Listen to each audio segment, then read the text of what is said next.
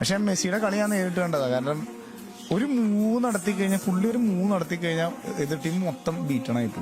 എന്തോ ഒരു പരിപാടി ഉണ്ട് പുള്ളിയുടെ. ഭയങ്കര രസമാണ് പുള്ളിയുടെ ബോൾ കിട്ടി കഴിയുമ്പോൾ. ഒന്നും പേടിക്കും എല്ലാവരും.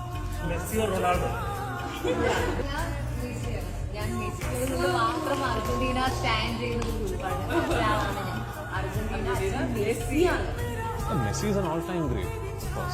ഒരു ഗോഡ് ഗിവൺ ടാലന്റ് ഉള്ളൊരു അത്ലീറ്റാണ്.